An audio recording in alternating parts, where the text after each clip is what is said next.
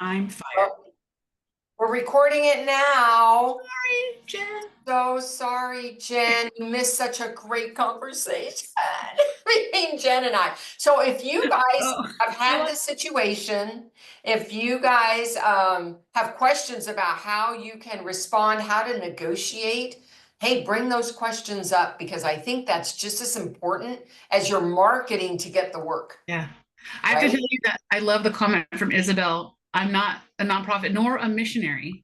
I No, like that too. no. I Somebody like asked in that the chat, and too. I encouraged them to raise their hand, but that doesn't look like they did because I think while we're here, we should ask. June asked, "What is a facility fee, Laura?" Oh, so that's when you're going to hospitals, skilled nursing facilities.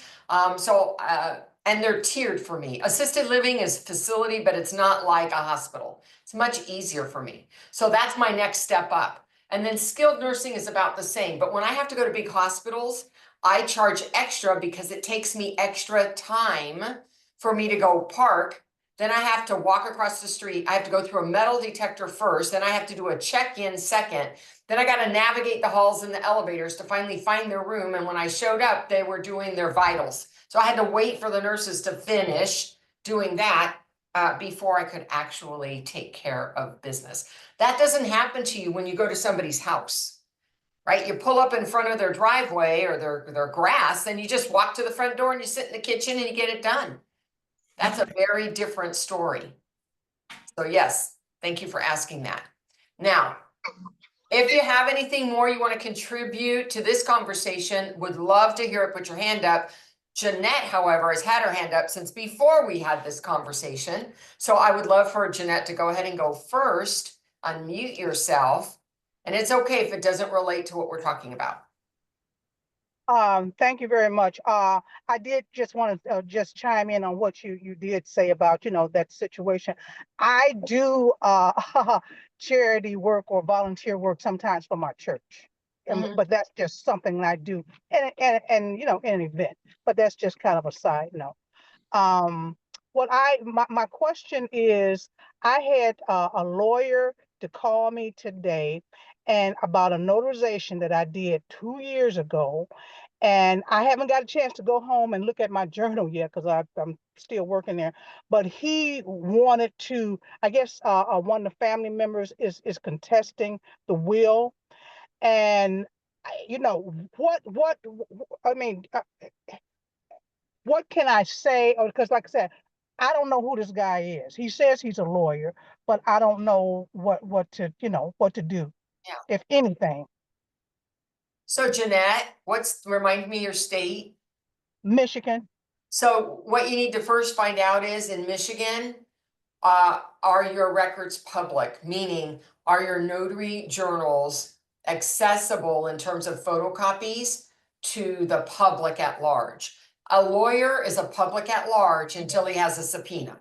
So find out. I'll tell you what California does, and then you'll know what to look for. In California, any member of the public may ask for a photocopy of any journal entry. It doesn't have to be theirs, as long as in writing they tell me the who, the what, the when. Those are the three things.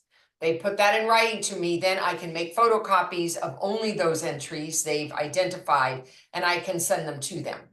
So that's how it works here. In Michigan, are you required to keep a journal? No. If you're not required to keep a journal, now it becomes your decision. Because now you aren't being required to have any journal. You might not have any journal at all, but I take it you have a journal.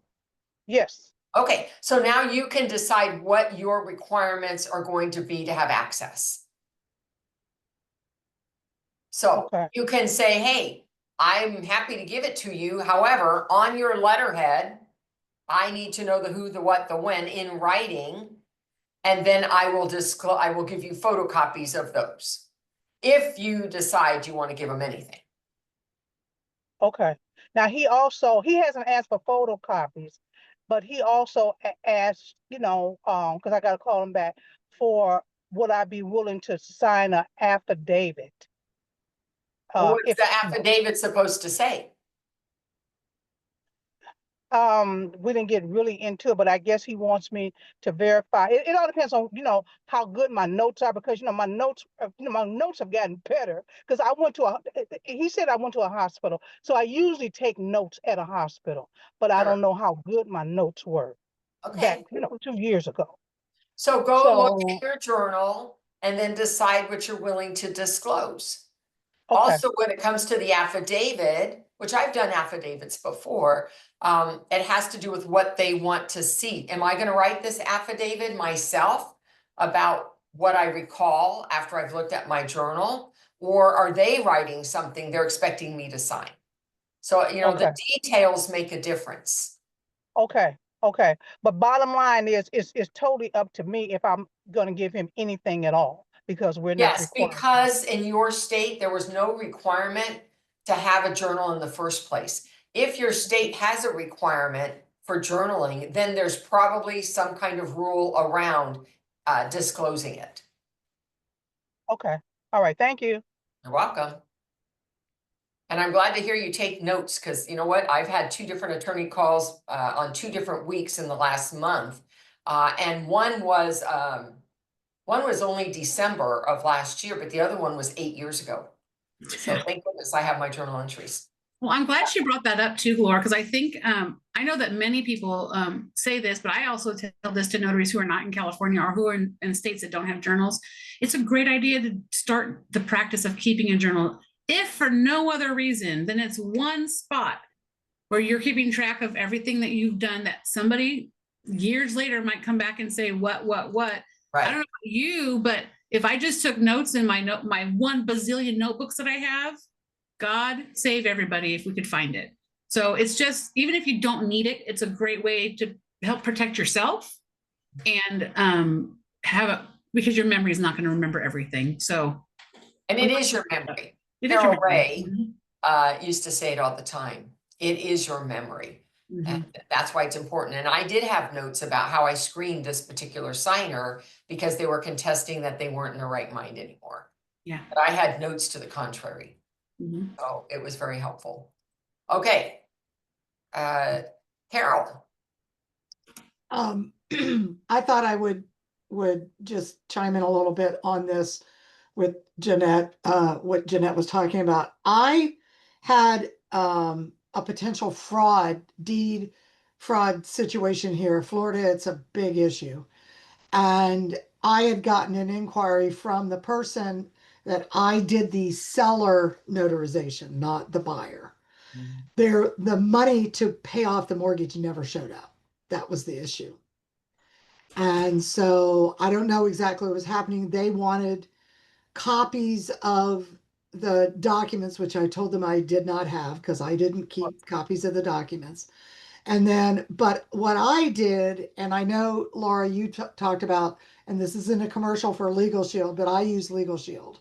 I called my attorney because I wanted in this situation, regardless of what I might, Florida, we don't have to keep a journal either.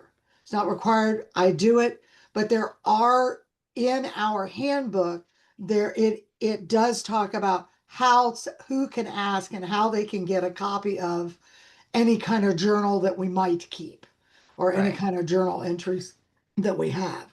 So Jeanette, the state may still have something on that in your handbook, but I called my attorney and my attorney told me to tell them that I didn't, I can't provide any of the other information and they cannot have a copy of my basically not giving them anything and either wait for a subpoena or something if it went to court.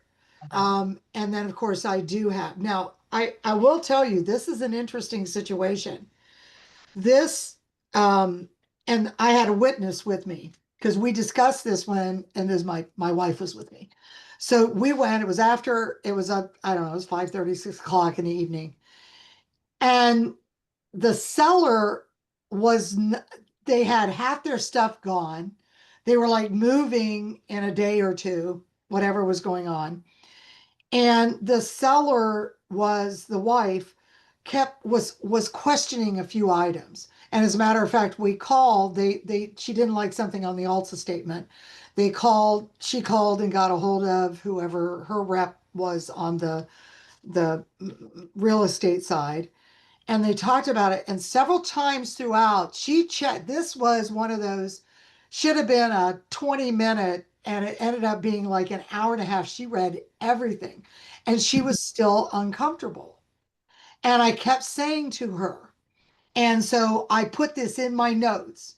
I kept saying to her, we can stop at any time. You do not need to sign anything that you're uncomfortable that I am notarizing. Do you want to continue? Are we going forward? She would look and then she'd go, yeah, well, let's go forward. But that happened a couple of times. And then she's the one who called me. So I put all that in my notes in my journal, and made sure that they knew, that, and I haven't gotten any call. This was last year. I did not get any call, anything else. I don't know what got resolved, but they couldn't buy the house that they were buying because the money to pay off the mortgage never showed up. And this is one of the big problems that's going on. And the people who bought her house moved in and they were living in like a hotel. Yeah. Oh my gosh. And so, it is very important, but I called my attorney. And I use Legal Shield because it's just a good way to keep an attorney. And even though my notary business, as a notary, you're still an individual. This isn't the business, it's the individual. So you can get by with just having the individual, as far as I know, for that purpose of what I wanted. And they just said, no, if you get anything and anything in writing comes to you, then get us involved. But I would never give anything out, me personally, unless I had an attorney telling me to give it. I would even if I got the letter and the subpoena, I'd call the attorney. Say, Yeah, and so you can see that people are gonna have different perspectives, and I think they're all good. I'm a little more on the cooperative side. One, I have laws that tell me what I have to do. right, and that's why I said I'd have to go back and look at but Yeah. what they were asking for was not what was in the notarization book. Yeah, and if it's not, then there isn't anything they're gonna get. Right.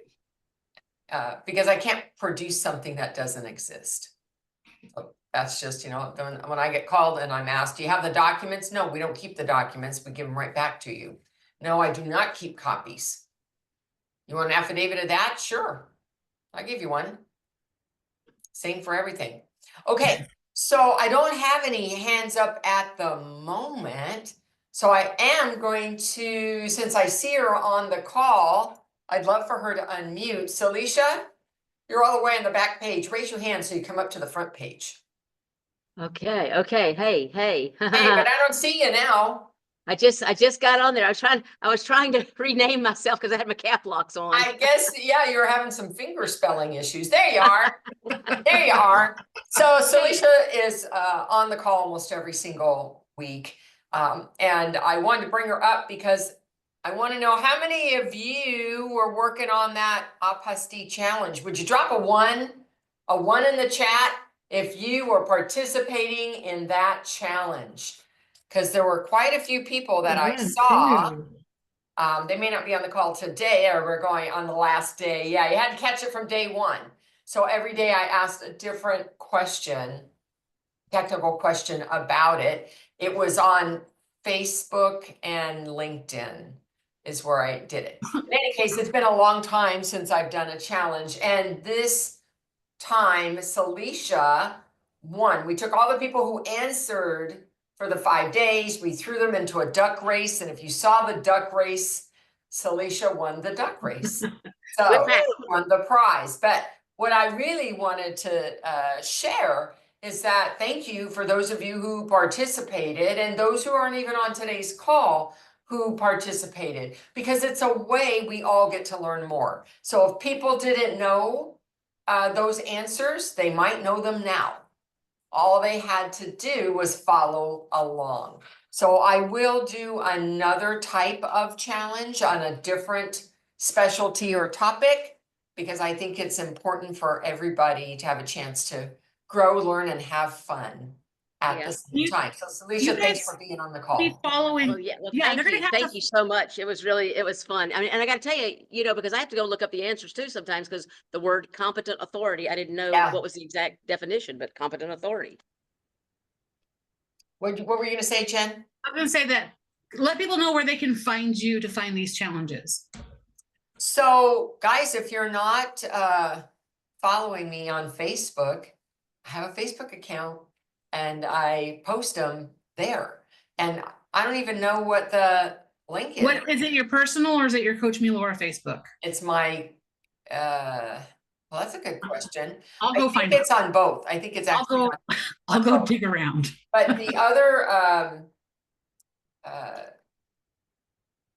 what's the other LinkedIn. place? Oh, LinkedIn, which Yeah. is LinkedIn, and then it's /IN/ my name, Laura J. Bewer. That's my handle there. And on Instagram, oh, it was on Instagram. Instagram is Laura at your service after Instagram.com. I'll grab all those links and put them in the Okay, chat, guys. Great. And since I'm having an opportunity to talk about my links, I just want to remind people that another place you would have found some answers is Beyond Loan Signings, because we do talk about apostille work in that book. You can get that on Amazon. Also, I get questions about that and answer questions about that on my inner circle every Saturday morning at 8 a.m. And we start with an intention, kind of centering ourselves first, and then we start answering those questions. I've also started showing document samples of what we're talking about, so that I know that seems to help people to actually see it on the screen. And then finally, if you have a question, you don't want to do it in a group setting, I get that. Just go onto my calendar, which is Calendly, and you can book a 15-minute call with me, and I'll give you 100% of my attention for those 15 minutes. So make sure you know what you want to ask me when you get on that call.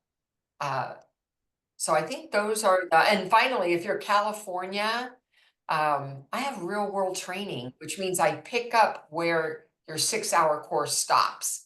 And I talk about name variation. I talk about suffixes. I talk about all of the different things that we have questions about where the law was vague or didn't address it for us. And they can't take the time in a 6-hour class to talk about it. So those are some resources available to you. All right.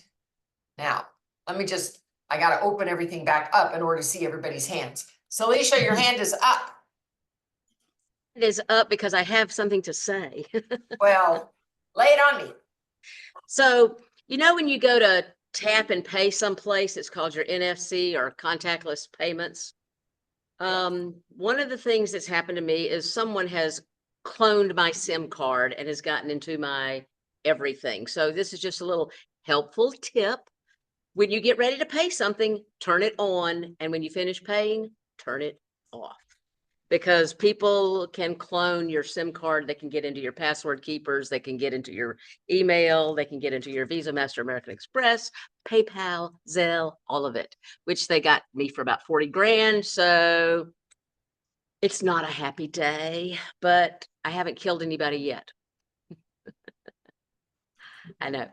So yeah, turn their NFC or contactless payments off when you go to, and then when you go to pay or something, turn it on and turn it off. It's like locking and unlocking your cards. So I just got to So I tell want to you. make sure I understand what you're saying. So like when I pay with a credit card, I don't use my phone. Yeah, well, when you don't pay with your A lot of credit people card, do. it's got a little, that little, thing Yeah, that's the in little there. dealy bop that touches. Yeah, and that little dealy pays, bop but has it's a got physical a, card, not my phone. I well, don't that keep my physical cards in my card, phone. here's another thing, that physical card has got an antenna. I don't know if you've seen them dissolve these things inside a some acetone or something, but inside my wallet, I've also got a RFID card to block this because it's sending out a signal and bad folks can come and get your stuff. So you can get wallets that block this, or you Yeah, can I get have a a card or wallet. something to put in there, because believe me, as we all know, You know, there are thieves everywhere, and if they work really, really, really hard to get your hard-earned money. So, you know, it's tough. It's tough. But I think, like I said, somebody did my, you know, copied my SIM card, got into my password keeper, got in there to my bank accounts, changed the you know, added recipients to Zelle. I mean, it's just a nightmare. But you know, I've learned my lesson, and my NFC is turned off until I turn it on. So there you go. That's your tip for the day. All right, well, thank you. Thank you for sharing. Sorry that's occurring. Yeah. Laura, I put all of your links to your social thank media you. accounts in the chat, so you guys can go find her so you don't Could you miss put the next challenge. Could you put that in the notes so I'll have it for the next time? I will put it in the notes. Thank you. Yeah. I don't follow myself. I don't know them. How weird. Why would you not? You're just amazing. Myself. All right, Faith.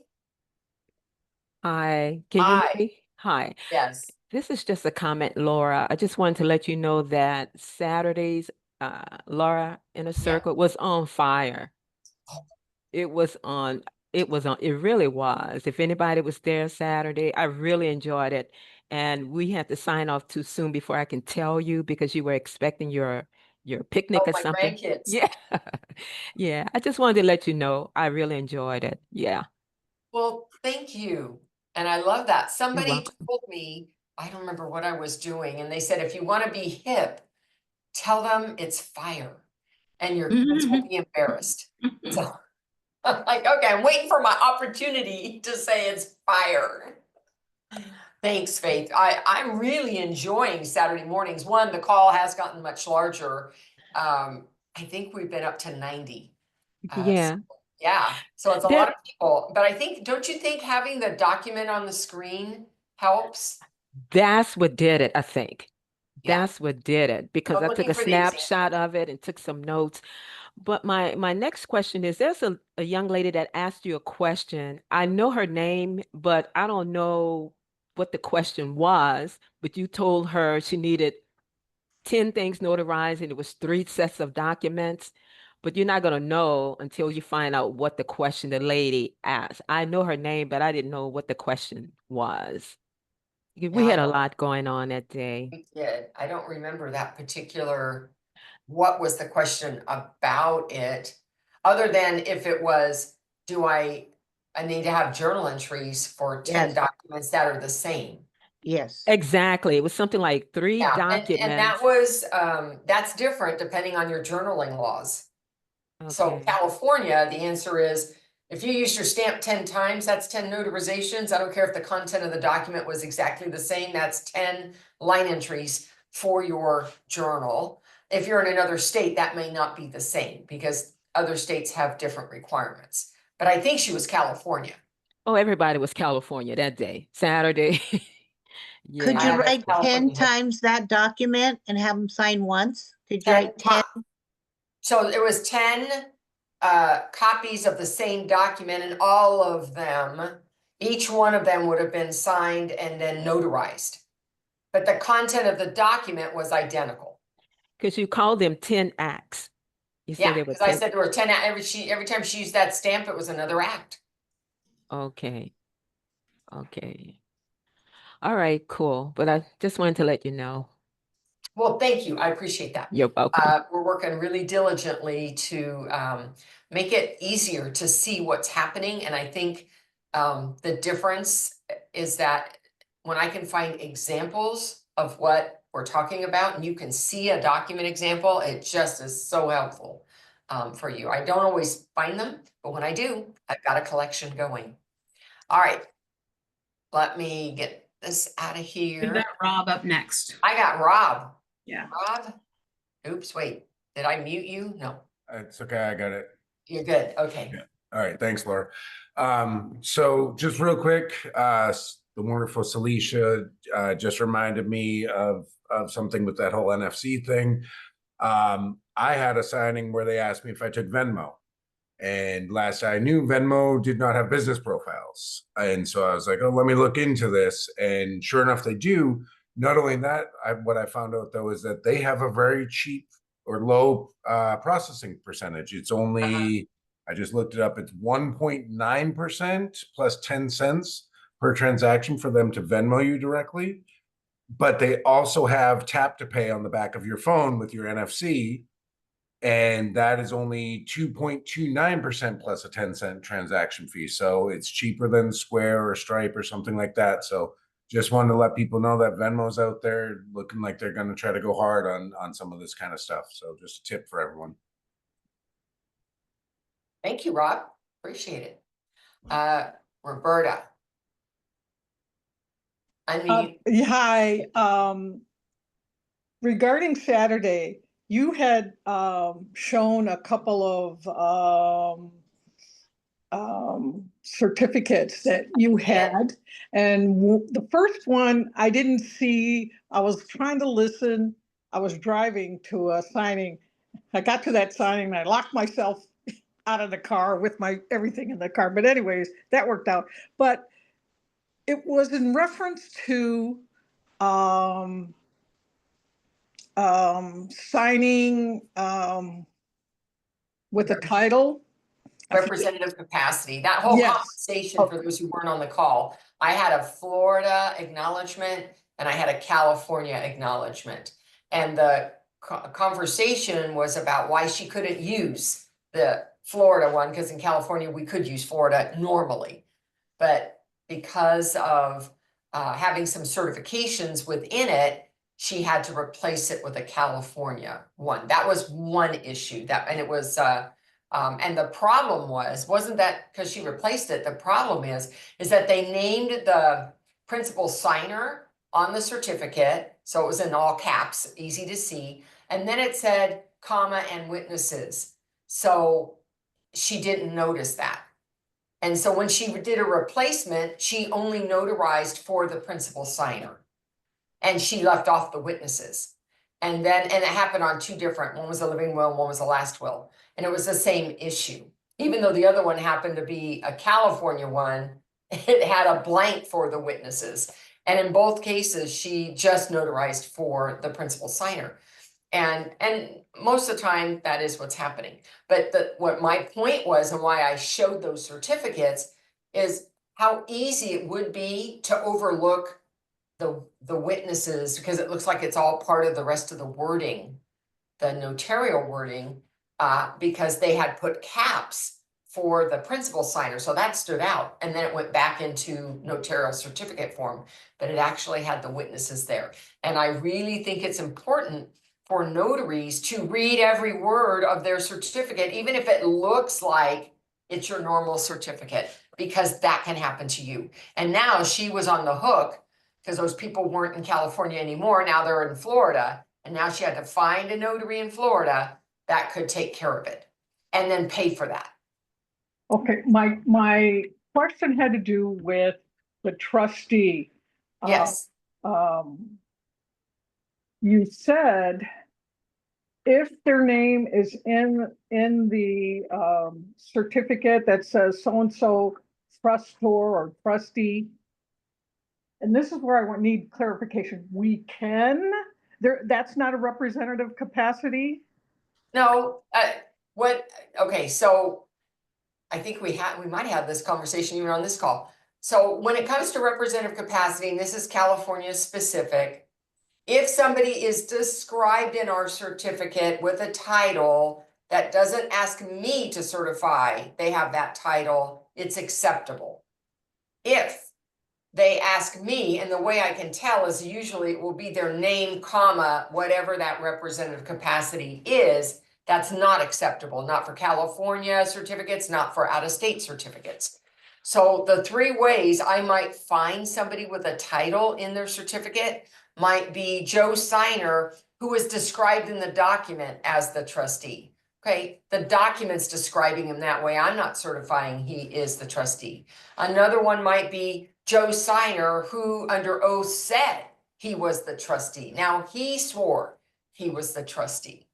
Do you see that difference between his name, comma, trustee, and his name who swore he was the trustee or was described as, or he signed his name as the trustee? Any one of those three variations are acceptable in a California, in an out-of-state certificate. If it's California, it starts breaking out our mandate to follow our wording. Yep. Thank you. So is that clear? Yes, thank you. Doesn't happen very often, but sometimes. Who thought Okay. being a notary was a super simple job? We have to learn and know so much. I'm so grateful for calls like this. And who knew that grammar would play such a big role? So if you Right. weren't an English major, Uh-oh. I felt bad for you. I was an English major, so that helped me. Okay, anybody else? Because it's 1 o'clock and we do have 15 minutes left, although I'm never opposed to ending a call early. But I don't want to end it early if anybody, were there any questions in the chat, Jen, that Talk. I missed? Because we'll go there if I don't have any more on the call. No. People are sad they missed Saturday's call. There were some non-California notaries on your call, apparently. Yeah, there were. I get Washington and Michigan too. Yeah. Yeah, we answered most of these questions. Again, you guys check the chat. There are links to all of Laura's social media platforms so that you don't miss the next challenge. Also, you should be following Laura viewers on these, not just for the challenge. She puts out amazing content for you. So make sure you guys take, yeah, Yasmin, did you see that? Is there an opportunity to offer trust to people interested in learning more? That's not a very clear question. Can you raise your hand, honey? In the meantime, I'm going to ask Alina to unmute because she did raise her hand. Oh. Hey, People are, Laura, That what are you person. what are you presenting at the NNA conference? I'm going to be talking about pricing strategies and how to have a money makeover. So it's part of it is your pricing strategy. Part of it is going to be on how to allocate that money once you have some to allocate, and your blueprint, your money blueprint. So those are the three main ideas that I'll be talking about at the conference. Thanks for asking. Thank you. Now, what was the other question? well, there's Yasmin had a question. I don't know if she's willing to raise her hand. Kieran said in the future she'd like to see examples of filled out certificates. When something comes up and we can show a certificate, not just to show it, but because it illustrates a problem for a notary, then yes, I'm happy to share it.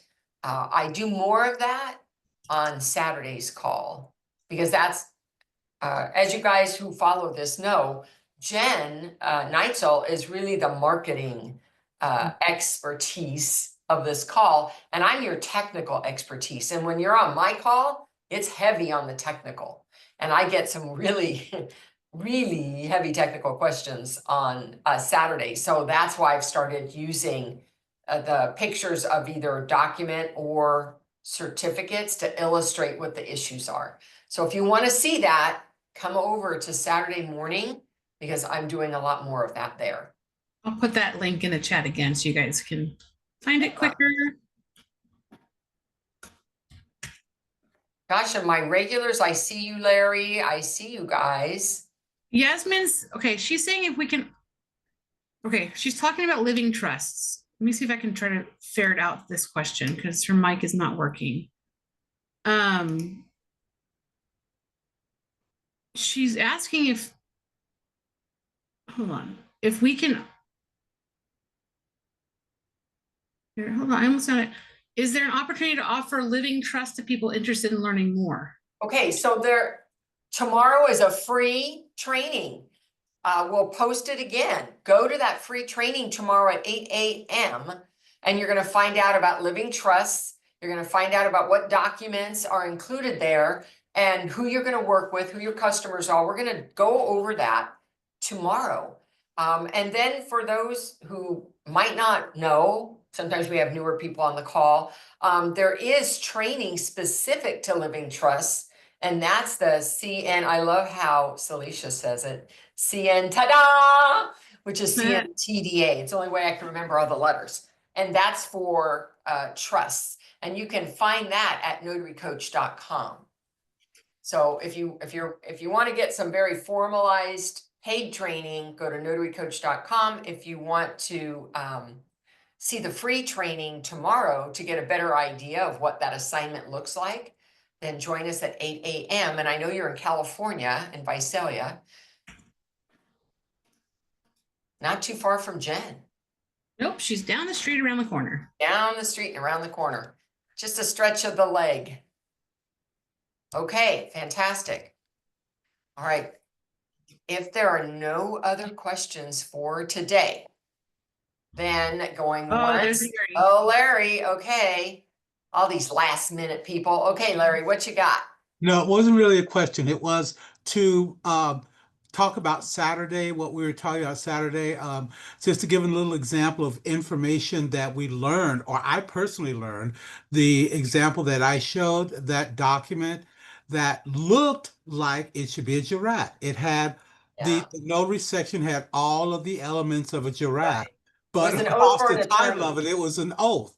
So I'm looking at the notary section, just thinking, all right, it's a jurat, but it's not configured correctly. So no, we need to replace it. And you taught us that, just because it looks like a duck doesn't necessarily mean it's a duck. That's probably the hardest lesson out of all the acts, because there's no formatted language, which means they can make it look like a jurat almost. And people think, oh, it's a jurat, but it's not right. I'll replace it and it'll get rejected. Because if you look at it, it's the oath of office for an attorney. That's what that particular one. Same thing, if you look at the oath of office for a notary in California, it looks like a jurat, but it's missing the box. Well, it's not a jurat, it's an oath. So always pay attention to the type of document you're handling. So thank you, Larry. Appreciate it. Alina, did you put your hand back up? I did. So on the call on Saturday, someone had said something mentioning that the venue has to be at the top of the notarial certificate. Is that true? Or is that only for Well, California? That's going to be state specific. I will tell you that almost all the states, it's going to start at the top. It's definitely true for California, and it's true for almost all the states. However, there are a couple states, I think Georgia's one of them, where they actually start with notary wording and their venue is within the first line of their notary wording. So there are some states where they put the venue within the actual content of the certificate itself, the certifications itself, rather than as a block at the top. But that's not your state. No, Texas but is, like if it misses the venue, I'm putting in the venue, and you would sometimes add the there's not. venue. Sometimes there's not room at the top of the notarial certificate. So I didn't know if that was a requirement. It had to be at the top A lot of the of states. certificate. Okay, so I'm going to again say most states require it to be at the top. Most do. For Texas in particular, since I'm not in Texas and I don't have Matt looking that up for me right now, like I do on Saturdays, I would tell you that that is a question you would need to look at your certificate language. You know what? Where's Diana? Diana Hansen, you're there. Unmute yourself. Okay, she's in Texas, so it doesn't matter. She's state of Texas. Diana, is the venue have to be in a particular place? For your acknowledgements, especially, you want it right at the beginning of the notarial certificate. But there are some documents that we have, and the venue's at the very, very top of the document body. So you have to read it to know what to do. But in general, 99% of the time, you're going to add state of, county of. Above the notary wording. Right. Right. Even though what she just mentioned, Alina, is that I see it on property documents often. And at the top of the document itself, it'll have state and county, which usually refers to the property. And then there's document, document, document, document. And then you get to the notary wording and they don't repeat the venue. And so that's where I would add the venue right there, even though it was at the top of the document itself, because it wasn't part of the notary block. just to be sure that they know, and the property may not be the same as where I'm performing it. So yes, you would add that venue block above. And if it's not tall enough, instead of stacking it, then do it this way, do it linearly. State of Texas, and then county of, I don't know any counties in Texas, but whatever, Texas. Sometimes there's Montgomery. just not enough room. And so that's why I was wondering if it was an absolute requirement, because when there's no room, I just put it, right under my signature. What do you think about that, Diana? See, I'm not in Texas. I've done it both ways. I mean, I'll either like print it in there if I can squeeze it, but underneath your name say state of, county of, and sometimes some of the notarial certificates I've seen, it has that venue above this notarial wording, and then it does it again right underneath your signature. So some of it depends on how that attorney sets it up. That's true. And sometimes what they're asking for is the venue at the top, and underneath, they want to know what your authority is. Like I'm California and I'm filed in Stanislaus County. That doesn't mean that's where I was when I performed the certificate. So the venue said, here's where I was with the signer. And when they repeat down below, they usually don't want the venue anymore. They want to know where you're officially filed. Yeah, and I like your comment because at the very top of the document, normally that is where the property is, but I have seen the actual venue set up there too. So it's, don't assume anything, always read it. Nothing's 100%, Alina. That's what we're telling you. But 99% of the time, it needs to be above. If you can any way, shape, or form do it, do it. And if you can't, then you're just gonna have to put it somewhere, because you cannot have an acknowledgement without it. It's one of the elements. Thank you. Okay, you're welcome. Faith, I think we have room for one more. Yes. What I wanted to say was when we talked about witness for estate planning, I added Yes. that as one of my services because you explained it so clearly that I can advertise, I can do it as a document witness or a signature by mark. I never really understood this seriously until you broke it down. Then I'm now clear on how I can become a witness. So I just wanted to Yeah, let you I know. offer that service. And I have notary friends who offer that service. I don't offer it that often. Usually I'm the notary, but I have many times where they say, hey, can you bring a notary? Bring a witness. And yeah, I can tap a whole bunch of my friends to say, hey, you want to make a quick, whatever the amount is. And it's more when I make them come into a hospital than when I just go to somebody's house. So Yeah, but it just cleared it up for me because I really good. wasn't sure. Thank you. Yeah, lots of witnesses for us to deal with, guys. And there's a big difference between notarial witnesses, like a credible witness and a signature by mark witness, versus a document witness, which is not a notary related witness at all. They're just an extra set of eyeballs watching them sign that are not related to us and what we're doing, other than to ensure that they're there if the document calls for it. And so we don't have to get their information in the journal. We don't have to identify them. We don't have to do anything with document witnesses unless your state, there's one state, I don't know who it is, that does want witnesses in the journal. So unless you're that state, we don't need any of that stuff.